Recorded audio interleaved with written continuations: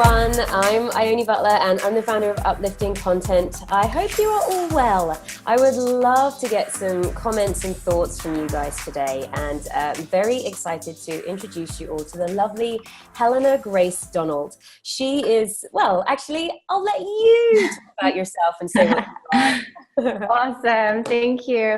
I'm from the UK. I now live in LA, and I'm an actress, but an author. And my main passion this year has been speaking out about overcoming some of the really deep set programming that we have about our bodies and surrounding body image, and raising primarily the self-esteem in young women, because eating disorders are totally on the rise with them.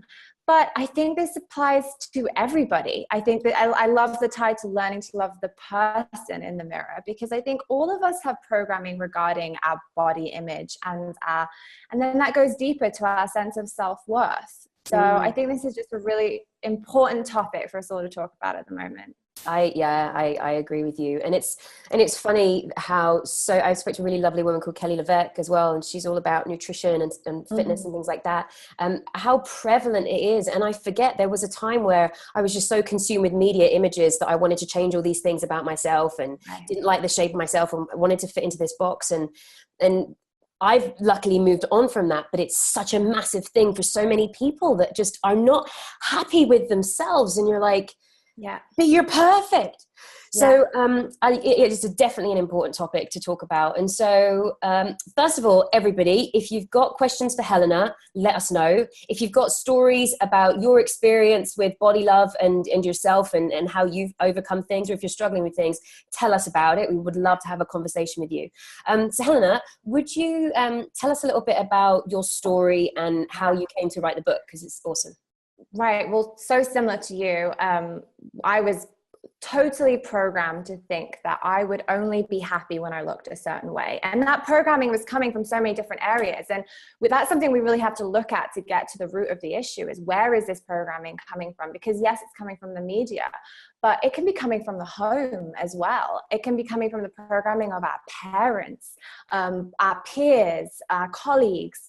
And so I was totally programmed as a teenager to think that I had to look a certain way in order to feel accepted, in order to feel loved, in order to feel happy. And that was a sense of perfection I was constantly striving for and never obviously reaching.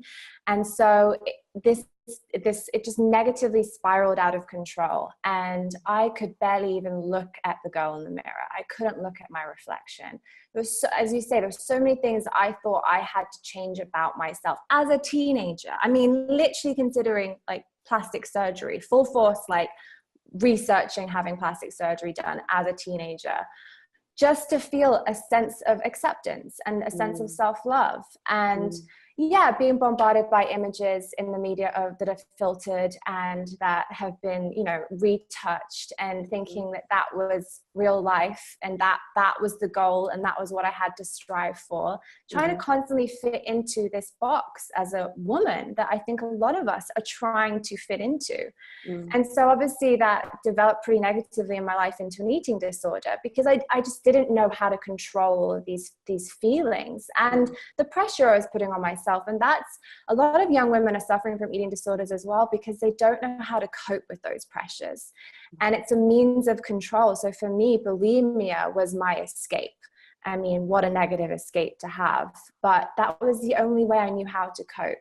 And luckily today, it could not be further from the truth. I've learned to truly love and accept myself, and that has been an incredible journey, and it's changed my life, because I think when you can truly love and accept who you are and remove yourself from the programming, then this has a knock-on effect on your relationships, on the way you walk down the street, on your career, especially for women in the workplace. Just this sense of confidence to know this is who I am, and I love and accept who I am. So that's a bit about my story.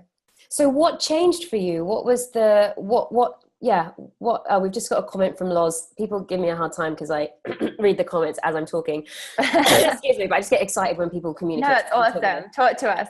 So Loz Brown says, I can relate. I lost my confidence when my partner would make a comment about how I looked. Like, don't wear that. It doesn't look good. He was 28 stone and very lazy. So now I see what happened all the time. It hurt, and I started to believe it.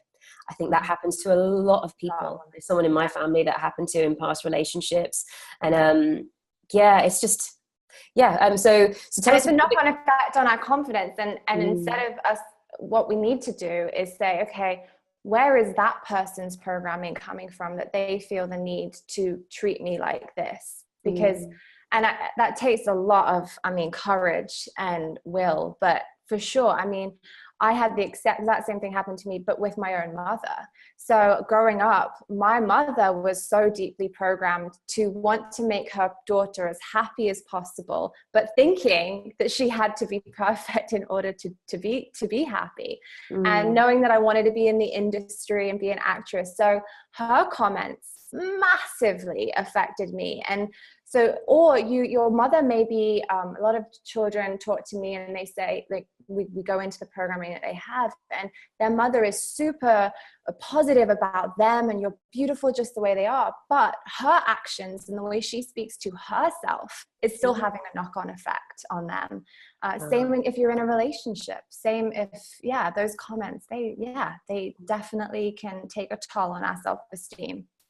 So maybe this might help Loz then. What helped you get out of this, the place that you were in, stop the bulimia and get healthy and kind of just change the way you looked at things? What happened? Well, for me, I totally hit rock bottom, and I knew that was not a place that I was living on Misery Street, as I say in the book. And I was like, I can't live here anymore. I'm not the girl I was meant to be. I was living such a half life because of the amount of time that I was wasting constantly thinking about my body and the way that I looked was not giving me the ability to lead a full life and go out and share my talents and my light with this world. And so the person I talk about in the book is Little Miss Critical. And she's somebody that lives with us, and she was living with me 24/7. Like, every time I looked in the mirror, every time I was eating a meal, oh my gosh, it's got a gazillion calories in it. How can you eat that? And this Little Miss Critical is the voice inside our head that tells us that we're not good enough and we're not perfect enough and we'll never be as good as that girl and we'll never be as good as that girl in the magazine. And it destroys our self-esteem. So I really had to acknowledge my Little Miss Critical and ask her to pack up her bags and leave. But first of all, I had to, in some ways, make friends with her and realize where she was coming from in my life. So she thought she was doing it to protect me, because what I had been programmed to believe was that I'd be only loved and accepted if I looked a certain way. So that was her self-protection mechanism of telling me all the ways I didn't add up to being perfect.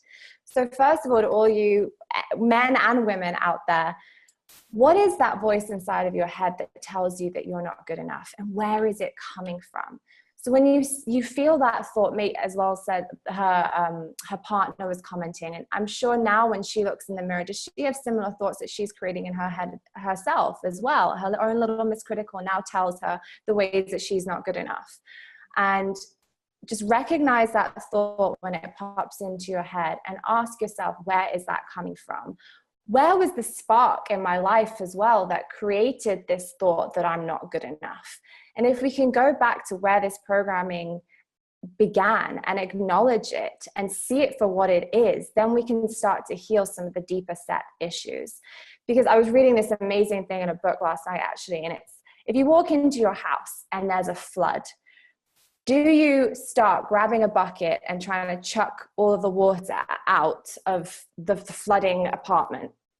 Or do you immediately do you go to where the flood is coming from and turn off the faucet or the tap and prevent any more water from coming in? Well, it's kind of the same with helping ourselves. A lot of us think we have to go on a diet, change the way we look, change our appearance and the outward stuff that's going on, and then we'll accept ourselves. But what if we go inside and figure out where that faucet is running from and heal some of those issues and go deeper within ourselves? That was the journey that I went on. And miraculously, because I learned to let go of my little Miss Critical and learn to love and accept the girl in the mirror, I didn't need to change anything about me because I was loving and accepting who I was from a deeper sense of self within. So, that's so beautiful. And I got a big grin on my face when you were talking, because I've been doing a lot of Facebook lives on the page and saying exactly that. Our thoughts, so people are so consumed by thoughts, and thoughts are controlling our lives, but they're just made up story. That it's just it's not real. And so you can be devastated by a relationship and have that take up your whole life. You can think that you're worthless, you can think that you're not attractive, that there's all these things wrong with you, and they're just thoughts. And like you say, it's learning to pay attention, and once you've got control of that, and realizing how you can change it. And so I just feel and in the beginning, maybe you don't even have to make that thought wrong. Just recognize it. Just say, oh, there's my little Miss Critical coming in. Okay, she's present right now. If that's all you're capable of doing in the beginning, then that's great, because at least you're detaching from the thought itself. And then you'll start to learn to tap into your inner wisdom and start to use the language of gratitude and positivity. Like that was the second phase of, after acknowledging my little Miss Critical, okay, I'm trying to get rid of that voice in my head, but what is the language that I should be using when I talk about myself? And I think that a lot of us are so unaware of the language that we use surrounding ourselves. So my huge thing that I say to everybody is, if you wouldn't say it to your best friend, do not say it to yourself, because we would never dream of saying the stuff that we say to ourselves to the people that we love in our lives. We'll be happily boosting their confidence. But when it comes to talking about ourselves, we look in the mirror, oh, you look like this. Oh, look at those lines. Oh, you've not lost any weight, or whatever it is, the criticizing thoughts. Can you imagine? You'd have no friends. You would literally have no friends if you talked about yourself, talk like that, the way you talk about yourself to your friends. Yeah. And I know So a lot of people's. Watch your language. Very good advice. Watch yourself. Don't speak to yourself like that. How dare you? But then that's giving yourself more stuff. Have you read The Power of Now? Yeah, I have. Yeah. It sounded like it. I was like, I love it. I love where you're going with all of this. I'm constantly trying to absorb those inner teachings and wisdom. Yeah. Yes, that makes me very happy. Okay, so Los says, did you feel that you were not being the real you? I felt like I was being a different person. Did you feel like you were? Absolutely, but I don't think that I realized I was not being the real me until I learned who the real me was outside of that programming and outside of that weight that I was putting on myself. Like I when I talk about my story and I look back, it's like that the imagery that I see when I was going through the phase of looking at plastic surgery, dieting, binging, bulimia, that constant negativity, it's like this black fog over those images.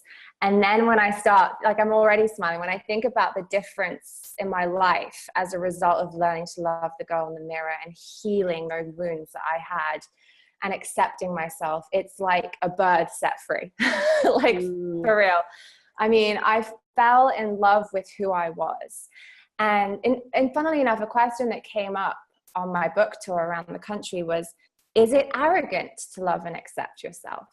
And I think that's such an interesting question. Do you know what it is? It's because we're English as well. I think it's definitely, it's an English thing where we're so kind of modest that the idea of saying I love myself, because I realized when I came out here, I had such a hesitation with saying that I love myself. And I was like, why was that? I definitely think that it's an English thing. But I think it's because it's a fine line between arrogance and confidence and just believing in and loving yourself. But now loving myself, because I remember when I used to have really bad depression, my little Miss Skeptical, what would you call her? Critical. My little Miss Critical. Pretty much every minute of the day, I was like, I hate myself. I hate myself. Oh my God, I hate myself. I hate myself. Anytime I thought of anything I'd done, or it was just horrible. So I changed it to I love myself. And that was such a difficult thing for me to do. Right. Because every time I said it for the longest time, I was like, oh, you can't say you love yourself. That's really arrogant and obnoxious and blah, blah, blah. But eventually I got over that, and I did start to love myself. So yeah, it's thankful Thomas says, I love that thought. Fall in love with yourself. Thank you. Yeah. Yes, and we shouldn't be ashamed of loving ourselves, because if we don't love us, then who will? Exactly. And it's not, I think as you said, there's a fine line between arrogance and confidence, but not a fine line. I think there's a difference. So arrogance is thinking that, the way I look at it, is that you're better than everybody else. Right. But confidence and loving and accepting yourself and having the ability to give yourself that gift actually allows you to love everybody else in your life. Because when you're so focused on yourself, how can you're needing that from other people instead of being able to give? So I've noticed in my romantic relationships how much that has shifted for me too, because I come from a sense of, I feel power of just knowing this is who I am. I love and accept myself. I choose to love you too, but I don't need you to love me for me to love me. Yes. Like, what an amazing feeling to have if we can give that to women and men all around the world. It just, the stability that will cause in relationships, to be openly communicative as well.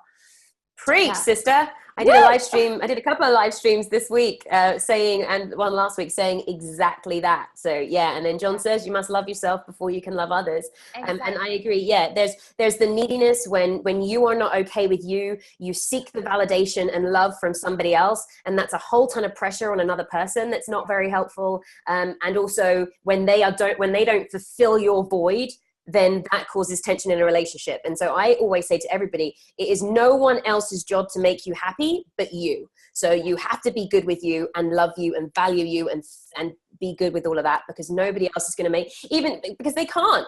There's no amount of thing that anyone else can do that makes you feel good if you don't feel good. So it's taking ownership of that. And saying, okay, if I feel like I need this acceptance from this person and I need that person to do this in order for me to feel good, where is that coming from? Like, go back to those sparks.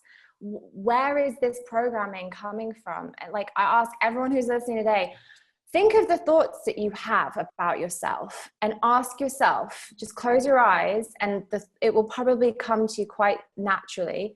Where did you first learn that? When did you feel first that it was not safe to do this, or that it was not safe to think this? And it mostly stems from our childhood. I mean, I was looking after my friend's baby the other day, and she was looking at herself in the mirror, laughing and loving her body and her little baby belly and playing with her belly button. And I like almost got emotional, because I was like, she's in her most pure state right now.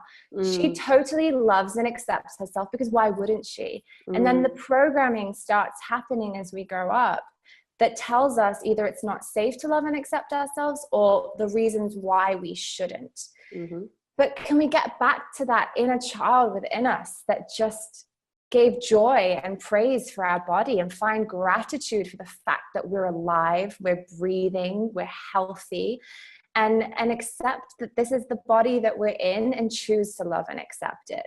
Which I know is hard in today's age, when we walk into a grocery store and there's magazines with Photoshop women all over it, or on the TV, and we're on social media. I mean, we're in the age of just constantly being bombarded. And so that was another thing is learned for me, was learning to detach from that too. I don't know, you said that yourself, you were really being programmed by that. What did you do to sort of detach?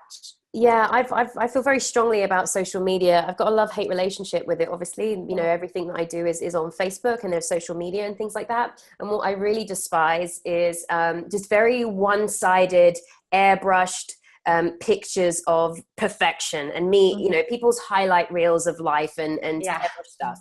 And so I would find that I was, looking at things. I stopped reading magazines maybe about 10 years ago, because I was like, all I do when I look at a magazine is it makes me want things that I can't afford. It make me feel like I'm worthless because I can't afford a $5,000 Chanel jacket or something. Right. And it just makes me feel inferior and like an ugly woman because I don't have certain size breasts and look like this. So I immediately cut out that. I think social media can be very detrimental. And so I noticed that I cut back my social media stuff. Like, I don't follow Victoria's Secret models. Right. Why do I want to see beautiful women? Like, unless it's to inspire me to buy stuff, I don't know. But I found that it was not making me feel good. So I don't do that.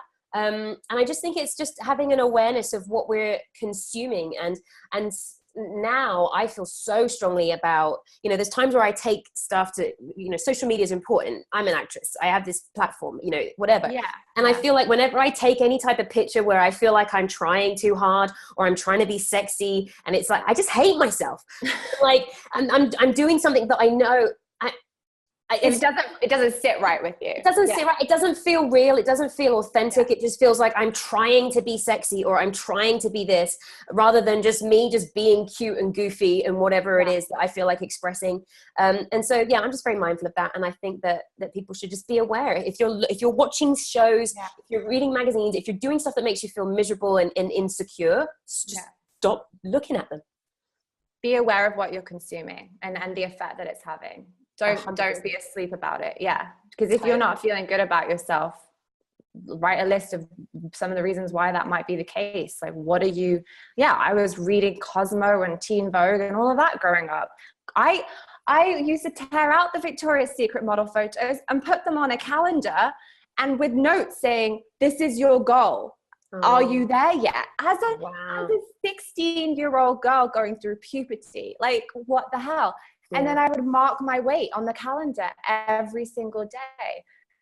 So, I mean, that's extreme, but just reading those magazines can have such an effect. And just think about what young women are consuming who are unaware of the consumer society that they live in and what they're seeing every day. No, when it comes, I mean, we can't really truly escape advertising and escape it completely unless we go live on a mountain somewhere. But here in the Western world, this is what we're living with.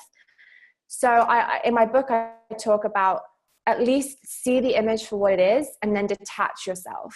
So say I break down exactly what advertising is. It's there for us to buy something. And the hook is making us feel like we're not good enough unless we have that product. And so see the image of the model running down a beach with coconut water or whatever it is that they're trying to sell, and say, okay, that image is there trying to sell us a product. She's gone through hours and hours of makeup, special lighting. She knows how to pose in a way that totally is flattering for her body. She probably works out twice a day and has a nutritionist, and that's okay. That's her job. That's what her career is. Right. We all have our own unique gifts and talents in the world, and that is what her job is.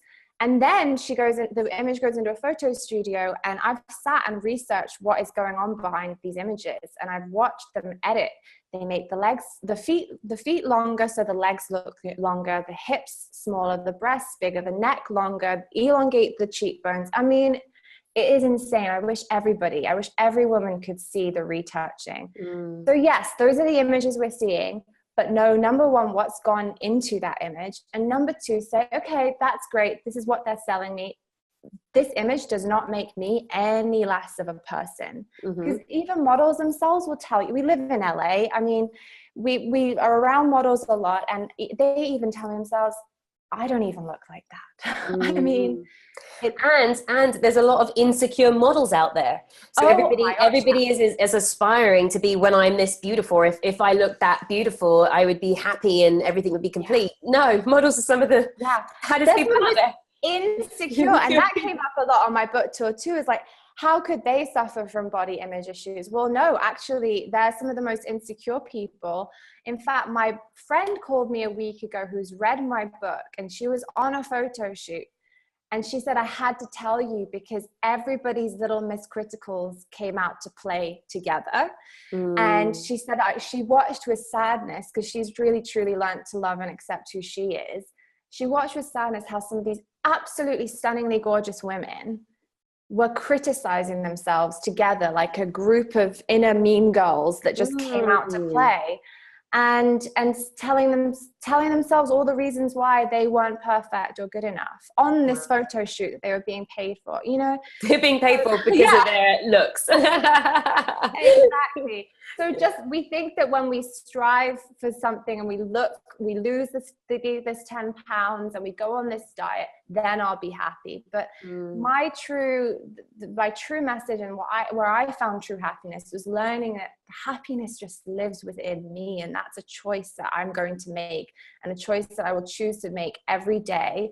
And when I live from that place, then I'm truly loving and accepting the skin that I'm in, and I feel my happiest and healthiest self. It doesn't come when you lose the weight, if you get this done, or when you meet your magic partner that's going to save you. It's actually all beginning within. Yeah, I totally agree. Jonathan Williams says, truly enlightening. Loving ourselves releases the black fog of self-imposed sin. Thank you so much, Ione and Helena. You are both powerhouses of positivity. Aww. Thank you, Jonathan. Lol's happiness comes from within. And I need to know how to say your name. Ish, because she's on the thing a lot. I'll figure it out. You're gonna have to tell me how to say it properly. Love what you're talking about. A lot of us have talked about this at work, and how hard it is to accept compliments. When someone says you look beautiful in that dress, rather than say, oh, thank you, we go straight to the, oh, I got this from. It just shows how hard it is to accept nice comments. Such a great point. I always had such an issue with that. True. And for me, I sometimes still do that. Yeah. Because I think it comes down to the arrogance thing as well. As, it's arrogant to accept a compliment. Yeah, and that is another very British thing as well. But I'm sure it definitely applies out here too, and across the world. I think it's, if you say thank you, then I'm agreeing, and if I'm agreeing, then that means I think I'm the best. Yeah. But no, you're right. I think for me, it was a lesson just to be able to say thank you. And I've actually seen videos of myself where people are, saying thanks to me for things, or, praising me for something. And I just kind of shun it. And it's just so awkward. And so now it's just to learn to graciously say thank you and receive compliments and be okay with it. Because otherwise you're blocking that person's energy as well and making them wrong. So accept it, even if you can't accept it for yourself in the beginning. Accept it for the person that's giving it to you, because they might feel bad if you say no. Great point. Just take it for them. Take it. And then John says, social media has caused a lot of unhappiness amongst teenagers, but all of that is not real. The message must be spread that it's not reality, and yourself is the only person you need. Really, really great point. I love it. And there's a man in on the conversation. I would love to hear more. And this is something I'm starting to research a lot more, because I've been so focused on women and girls, is what's the programming that men are feeling? Because that's going on too. It's maybe not even being talked out about. Well, it is. And actually, I'm trying to get him on the show. It is, what is his name? Lewis House. I just bought his book. I love that you brought up that.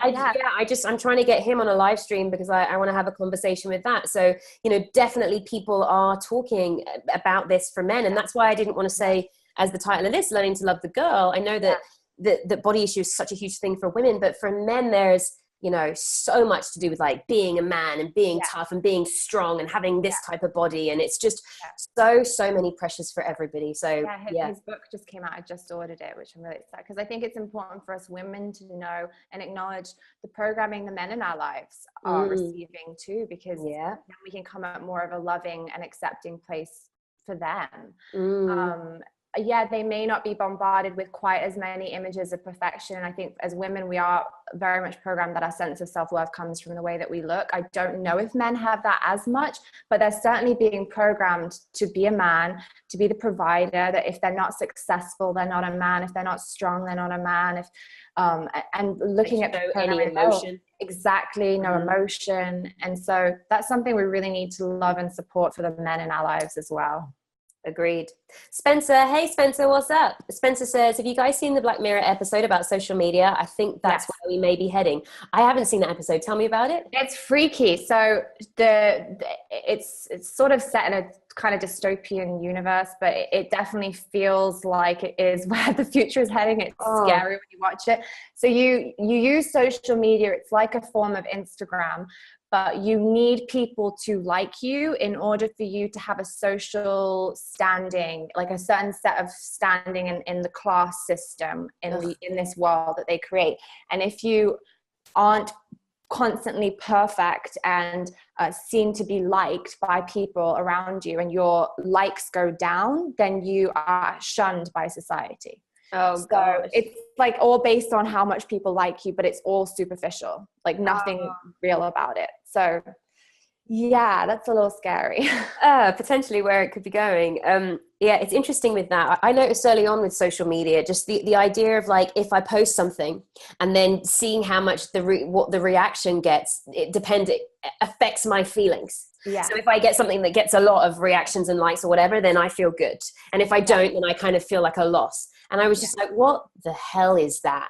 And so, like John was saying, it's causing a lot of unhappiness amongst teenagers. I think it's all of us having an awareness that our emotions, we don't need to allow our emotions or ourselves to be affected by that in such a way. And for me now, it's kind of sharing things rather than just sharing things for sharing them to either my friends and family would generally care about this, or I think that this is a value for people, rather, I was very much like, I can't post that because it won't get very many likes on Instagram. That was my mindset. And now I'm like, you know what? Put stuff out there that you want to share rather than it being about getting the likes. Before you post it, say, am I like posting it and making that choice? I'm going to post this because I'm passionate about this, not because of the likes. Like that's, make sure that it's coming from a balanced, I guess, sense of self. And sharing uplifting content like you do. I mean, that you would want to share anyway. Right. Yeah. Spencer says, I feel that a bit now with how many followers someone has. I'm a casting director, and before it used to be all about video reels, but now the most popular comment I get in auditions is, check my Instagram, I got 64,000 followers. And I mean, and it's a sad thing. It's I mean, the hard thing about that is the having an audience also is better for business. And so that's kind of why that's creeping in there. And it sucks because now you've got people who potentially are not as talented, but getting things because they have more of the audience. So I don't know if that's ever going to change, but I think it's for people us to still recognize that we are more than our social following. Social media, exactly. Yeah, and that I am, because so something really interesting happened with the Facebook page. The Facebook page just died a little while back. We had no engagement, nothing. Facebook pretty much just blocked the page. Wow. Facebook also sometimes just deletes people's Facebook pages. Like that happens. And I had to really question myself because I was so stressed in that time. Yeah. For me, it was like, not identifying as a Facebook page and realizing that even if I lost it and I never got access to the page again, that I'm still a valid human being, even without a page that has a decent sized following. And so it was a really interesting thing to happen because I was like super panicked, but I'm like, and questioning your identity. Like, right. Yeah. I am not a Facebook page. Yeah. So that was really sometimes we need to take a break from it. I know I do sometimes. Like I'm on it so much that it's like, okay, maybe I need to take 3 days where I don't use this and just find my real connections and free up some time for myself. And then it's great, but it's great, you're sharing uplifting content, which is inspiring. Or like I use my Girl _Unfiltered. I have two, my personal one because I've got the acting and everything, but I love sharing on Girl _Unfiltered because I'm just sharing from the heart. It's just about spreading inspiring content. And what's funny is that came up for me is I was scared of sharing some of the stuff I was passionate about that I was sharing Girl Unfiltered on my personal page because I was worried about the criticism that I would get from that. Like my own little Miss Critical was telling me not to do that. And now I'm sort of combining them both. But yeah, it's interesting how much we worry about what other people think rather than just coming from this like heart space of I'm going to share this because I'm passionate about it. And that's it. And it resonates with the people that it resonates with, and the people that don't want to do it can hide you and block you. And I'm like, okay, cool. If you don't like my stuff, totally fine. So I'm going to read this last comment from Jonathan, and then we'll hear about your book, and then we'll wrap it up.